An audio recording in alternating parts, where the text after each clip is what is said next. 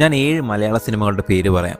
നിങ്ങൾക്ക് ആദ്യം ഇവ തമ്മിൽ ഒരു ബന്ധവും തോന്നില്ല. കാരണം ഹീറോസ് വേറെയാണ്, ഡയറക്ടേഴ്സും വേറെയാണ്, റിലീസായ വർഷവും വേറെ. പക്ഷെ ഒന്ന് സൂക്ഷിച്ചു നോക്കിയാൽ ഒരു ഞെട്ടിക്കുന്ന കാര്യം മനസ്സിലാകും. ഈ 7 സിനിമകളുടെയും കഥയുടെ ബാക്ക് ബോൺ ഒരേ പാറ്റേൺ ആണ്. ആ സിനിമകളാണ് സെവൻസ്, കമ്മട്ടിപ്പാടം, ബൾട്ടി, മുറ, അനന്തൻകാട്, ഗോൾഡ്. പിന്നെ നിലവിൽ ഇപ്പോൾ തിയേറ്ററിൽ ഓടിക്കൊണ്ടിരിക്കുന്ന ഒരു സിനിമയെ ലിസ്റ്റിലുണ്ട്. അതുകൊണ്ട് വീഡിയോ സ്കിപ്പ് ചെയ്യരുത്. അതിലാദ്യം കമ്മട്ടിപ്പാടത്തെ പറ്റി സംസാരിക്കാം. ഈ സിനിമയെക്കുറിച്ച് എത്ര പറഞ്ഞാലും മതിയാവില്ല. പലർക്കും ഇതൊരു ഗ്യാങ്സ്റ്റർ സിനിമ മാത്രമല്ല, മലയാള സിനിമയിലെ ഒരു ക്ലാസിക്കാണ്. അതുകൊണ്ടാണ് ഈ കമ്പാരിസൺ ഇവിടെ നിന്ന് തുടങ്ങുന്നത്. എറണാകുളം എന്ന പൊക്കാളിപ്പാടം മാഫിയകൾ കൈക്കലാക്കി ഇന്നത്തെ മഹാനഗരമാക്കി മാറ്റുമ്പോൾ അതിനിടയിൽ പെട്ടുപോകുന്ന കൃഷ്ണന്റെയും ഗംഗയുടെയും കഥയാണ് ചിത്രം പറഞ്ഞത്. ഒരു വലിയ ലോക്കൽ ഡീലർക്ക് വേണ്ടി ഇവർ ചെറുപ്പത്തിൽ ഗുണ്ടാപ്പണി ചെയ്യുന്നു. പണവും പ്രശസ്തിയും ഇവർക്ക് ലഭിക്കുന്നുണ്ട്. എന്നാൽ പിന്നീട് ആ നേതാവ് ഇവർക്കെതിരെ തിരിയുന്നു. ഗംഗ ക്രൂരമായി കൊല്ലപ്പെടുന്നു. അവസാനം കൃഷ്ണൻ വന്ന് ആ നേതാവിനെ വകവരുത്തുന്നു. ഇതാണ് കമ്മട്ടിപ്പാടത്തിന്റെ ബേസിക് ടെംപ്ലേറ്റ്. ഇനി അതേ അച്ചിലിറങ്ങിയ മറ്റൊരു പഴയ സിനിമയാണ് ജോഷി സംവിധാനം ചെയ്ത സെവൻസ്. നാട്ടിൻ പുറത്ത് സെവൻസ് ഫുട്ബോൾ കളിച്ച് നടക്കുന്ന ഒരു കൂട്ടം ചെറുപ്പക്കാരുടെ കഥയാണിത്.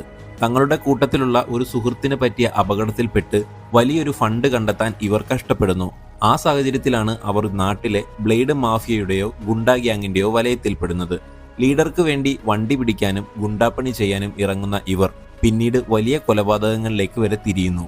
ഒടുവിൽ സ്വന്തം കൂട്ടത്തിലുള്ളവൻ കൊല്ലപ്പെടുമ്പോൾ ആ മാഫിയ സിസ്റ്റത്തോട് ഇവർ പ്രതികാരം ചെയ്യുന്നു. ഇനി ഇതിന്റെ ഏറ്റവും ഒടുവിലത്തെ മറ്റൊരു പുതിയ പതിപ്പാണ് കഴിഞ്ഞ വർഷം തിയേറ്ററുകളിലെത്തിയ, അടുത്തിടെ OTTയിൽ റിലീസായ ബൾട്ടി എന്ന സിനിമ.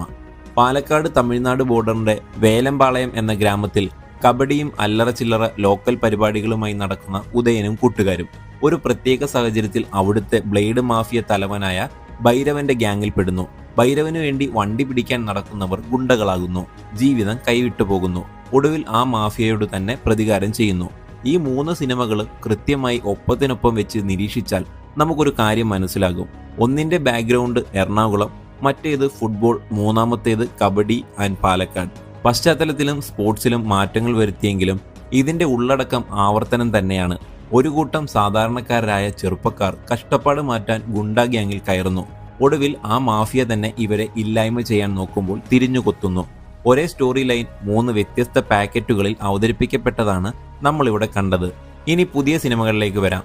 മേക്കിങ്ങിൽ വലിയ വിപ്ലവം എന്ന് പറഞ്ഞ് ഈ അടുത്തിടെ പുറത്തിറങ്ങിയ സിനിമയാണ് മുസ്തഫ സംവിധാനം ചെയ്ത മുറ. തിരുവനന്തപുരത്തെ ഒരു കൂട്ടം ചെറുപ്പക്കാരുടെ കഥയാണ് ചിത്രം പറയുന്നത്. ഇവിടെ ഗുണ്ടാ ഗ്യാങ്ങിനെ നിയന്ത്രിക്കുന്നത് സുരാജ് വെഞ്ഞാറമൂടും മാലാ പാർവതിയുമാണ്. ഇതിന്റെയും കഥയുടെ കാതൽ എന്താണെന്ന് നമുക്ക് നോക്കിയാൽ, ആ നാട്ടിലെ വലിയ മാഫിയയ്ക്ക് വേണ്ടി കൊട്ടേഷൻ എടുക്കാനും അടിപിടിക്കാനും പോകുന്ന ഒരു കൂട്ടം ചെറുപ്പക്കാർ. പണം മോഹിച്ച് അവർ ആ വലയത്തിൽ വീഴുന്നു. എന്നാൽ ഒടുവിൽ ആ മാഫിയയുടെ ചതി മനസ്സിലാക്കി അവർക്കെതിരെ തന്നെ ചെറുപ്പക്കാർ ആയുധമെടുക്കുന്നു. അങ്ങേയറ്റം റിയലിസ്റ്റിക് ആയ മേക്കിംഗ് എന്ന് തിയേറ്ററുകളിൽ ഇതിനെ പുകഴ്ത്തിയെങ്കിലും ഉള്ളടക്കം ആ പഴയ കമ്മട്ടിപ്പാടം സെവൻസ് ഫോർമുലയിൽ നിന്ന് ഒരടി പോലും മുന്നോട്ട് പോയിട്ടില്ല. ഇതിനൊപ്പം മുരളി ഗോപിയുടെ തിരക്കഥയിൽ വലിയ കാത്തിരിപ്പോടെ വന്ന അനന്തൻകാട് എന്ന സിനിമയും ഇതേ സബ്ജക്റ്റാണ് കൈകാര്യം ചെയ്തത്.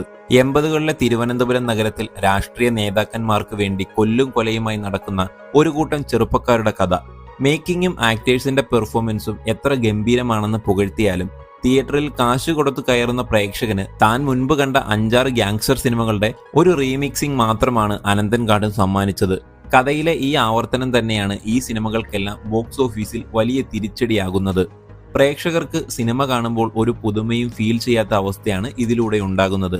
ഗ്യാങ്സ്റ്റർ പടങ്ങൾ ഒരു വശത്താണെങ്കിൽ മലയാള സിനിമയിലെ മുൻനിര നായകനും പാൻ ഇന്ത്യൻ സ്റ്റാറുമായ പൃഥ്വിരാജിന് സംഭവിച്ച ആ വലിയ കഥാസാമ്യതയാണ് ഇതിലും കൗതുകകരം. സ്വന്തം പ്രയത്നത്തിലൂടെ മുന്നേറുന്ന പൃഥ്വിയുടെ ഏറ്റവും പുതിയ സിനിമയായ നോബഡി തിയേറ്ററുകളിൽ എത്തി സമ്മിശ്ര പ്രതികരണമാണ് നേടുന്നത്. റോഷാക്കിന് ശേഷം നിസാം ബഷീർ സംവിധാനം ചെയ്ത സിനിമ ആദ്യ പകുതിയുടെ വൻ ഇമ്പാക്റ്റ് കളഞ്ഞുകുളിച്ച രണ്ടാം പകുതി കാരണമാണ് ബോക്സ് ഓഫീസിൽ പതറിയത്. എന്നാൽ ഏറ്റവും ശ്രദ്ധേയമായ കാര്യം, നോബഡിയുടെ കഥയ്ക്ക് പൃഥ്വിരാജിന്റെ തന്നെ കരിയറിലെ വലിയൊരു പരാജയമായി മാറിയ അൽഫോൺസ് പുത്രന്റെ ഗോൾഡ് എന്ന സിനിമയുമായി അവിശ്വസനീയമായ സാമ്യതകളാണുള്ളത്. ഇത് കേൾക്കുമ്പോൾ നിങ്ങൾ ഞെട്ടും. 2 സിനിമകളിലെയും ആ പ്രധാന കോമൺ പോയിന്റുകൾ നമുക്കൊന്ന് നോക്കാം. പോയിന്റ് 1, നിധി കിട്ടുന്ന സാധാരണക്കാരൻ. ഗോൾഡിൽ ജോഷി എന്ന സാധാരണക്കാരനായ യുവാവിന് സ്വന്തം വീട്ടുപറമ്പിൽ നിന്ന് ഒരു വണ്ടി നിറയെ സ്വർണം അപ്രതീക്ഷിതമായി കിട്ടുന്നതാണ് കഥ. നോബഡിയിലേക്ക് വരുമ്പോൾ രാജീവൻ എന്ന സാധാരണക്കാരനായ സർക്കാർ ഉദ്യോഗസ്ഥന് ഒരു ദിവസം അപ്രതീക്ഷിതമായി ഒരു വലിയ ബാങ്ക് കൊള്ളയുടെ മോഷണം മുതൽ ലഭിക്കുന്നതാണ് കഥ. രണ്ട് സിനിമയിലും സാധാരണക്കാരനായ നായകന് അവിചാരിതമായി വലിയൊരു നിധി കിട്ടുന്നു. അതോടെ വലിയൊരു ക്രൈം മാഫിയയുടെ കണ്ണിലെ കരടായി അവർ മാറുന്നു. പോയിന്റ് 2. ഗോൾഡിൽ ആ സ്വർണത്തിന്റെ യഥാർത്ഥ ഉടമകളായ മാഫിയ അയക്കുന്ന ഗുണ്ടകൾ ജോഷിയുടെ വീട് ലക്ഷ്യമാക്കി എത്തുമ്പോൾ നോബഡിയിൽ രാജീവന് കിട്ടിയ മോഷണം മുതൽ തിരിച്ചു പിടിക്കാൻ വലിയൊരു ഗുണ്ടാപ്പട തന്നെ പുള്ളിയുടെ പിന്നാലെ ഇളകി വരുന്നുണ്ട്. നായകന്റെ ജീവന് ഭീഷണിയാകുന്ന സെയിം പാറ്റേൺ. മൂന്നാമത്തെ പോയിന്റ് നായകന്റെ ആറ്റിറ്റ്യൂഡാണ്. രണ്ട് സിനിമയിലെയും നായകന്മാരായ ജോഷിയും രാജീവനും പെട്ടെന്ന് കലിപ്പ് കയറുന്ന, ആർക്കും പെട്ടെന്ന് അടങ്ങാത്ത കോപമുള്ള, അടിപിടി ഉണ്ടാക്കുന്ന ഒരേ മാനറിസമുള്ള ക്യാരക്ടേഴ്സാണ്. പോയിന്റ് 4 എന്താണെന്ന് വെച്ചാൽ ഗോൾഡിലേതുപോലെ തന്നെ പോലീസിനും ഇതിനകത്ത് പ്രത്യേകിച്ച് പണിയൊന്നുമില്ല. ഗോൾഡിലും നോബഡിയിലും പോലീസ് ഒരു കാര്യത്തിനും കൈകടത്താനോ ജോലി ചെയ്യാനോ വരുന്നില്ല. വെറുതെ നോക്കി നിൽക്കുന്നതാണ് സിനിമയിൽ കാണിക്കുന്നത്. മോഷണം നടന്നിട്ടും വലിയ അന്വേഷണങ്ങളൊന്നും നടക്കുന്നില്ല. പോയിന്റ് 5 മുഖ്യമന്ത്രി കണക്ഷൻ. ഗോൾഡിന്റെ ക്ലൈമാക്സിൽ സാധാരണക്കാരനായ ജോഷി കേരളത്തിലെ മുഖ്യമന്ത്രിയുടെ ശ്രദ്ധ വരെ നേടുന്നുണ്ട്. എന്നാൽ നോബഡിയിലേക്ക് വരുമ്പോൾ സാധാരണക്കാരനായ രാജീവൻ ക്ലൈമാക്സിനോട് അടുക്കുമ്പോൾ നേരിട്ട് മുഖ്യമന്ത്രിയുമായി ഫോണിൽ സംസാരിച്ച് ഒരു ഡീൽ ഉറപ്പിക്കുന്നുണ്ട്. ഇതൊന്നും പോരാതെ മറ്റൊരു അപൂർവ സാമ്യത കൂടിയുണ്ട്. അൽഫോൺസ് പുത്രന്റെ മൂന്നാമത്തെ സിനിമയായിരുന്നു ഗോൾഡ്. അതുപോലെ നിസാം ബഷീറിന്റെ കരിയറിലെ മൂന്നാമത്തെ സിനിമയാണ് നോബഡി. രണ്ട് സംവിധായകരുടെയും കരിയറിലെ മൂന്നാമത്തെ പടവുമാണ് ഇത്. ചുരുക്കി പറഞ്ഞാൽ നമ്മൾ ആദ്യം പറഞ്ഞ 5 ഗ്യാങ്സ്റ്റർ പടങ്ങളുടെ അതേ ഉള്ളടക്കമാണ് ഗോൾഡിലും നോബഡിയിലും ഉള്ളത്. അവിടെ ചെറുപ്പക്കാർ കഷ്ടപ്പാട് കാരണം ഗുണ്ടാ ഗ്യാങ്ങിൽ പെടുന്നു. ഇവിടെ ഒരു സാധാരണക്കാരൻ മാഫിയയുടെ കൊള്ള മുതലിൽ പെടുന്നു. ഒടുവിൽ എല്ലാവരും മാഫിയയോടും സിസ്റ്റത്തോടും ഫൈറ്റ് ചെയ്ത് ജയിക്കുന്നു. 7 സിനിമകൾ, ഒരൊറ്റ ബേസിക് കഥ. തീർന്നിട്ടില്ല. ഇനി 2 തമിഴ് സിനിമകൾ കൂടിയുണ്ട്. തമിഴ് സിനിമയിലെ 2 ലെജൻസ് ആണ് തല അജിത്തും ദളപതി വിജയും. ഇവർ രണ്ടുപേരും തകർത്തഭിനയിച്ച, തിയേറ്ററുകളെ പൂരപ്പറമ്പാക്കിയ 2 വമ്പൻ ഹിറ്റ് സിനിമകളാണ് എന്നെ അറിந்தாലും തെരിയും. എന്നാൽ നിങ്ങൾ എപ്പോഴെങ്കിലും ചിന്തിച്ചിട്ടുണ്ടോ ഈ 2 സിനിമകളുടെയും കഥ ഒന്നാണെന്ന്? കേൾക്കുമ്പോൾ അത്ഭുതം തോന്നാം, പക്ഷെ നമ്മളെല്ലാവരും തിയേറ്ററിലിരുന്ന് രോമാഞ്ചം കൊണ്ട ഈ 2 സിനിമകൾക്കും പിന്നിൽ ഒരേ കഥയാണുള്ളത്. ആദ്യത്തെ സാമ്യം ഇവരുടെ ക്യാരക്ടർ തന്നെയാണ്. 2 സിനിമയിലും നായകൻ ഒരു പവർഫുൾ പോലീസ് ഓഫീസറാണ്. എന്നെ അറിந்தாലിൽ അജിത് DCP സത്യദേവായി വരുമ്പോൾ തെരിയിൽ വിജയ് DCP വിജയ് കുമാറായി എത്തുന്നു.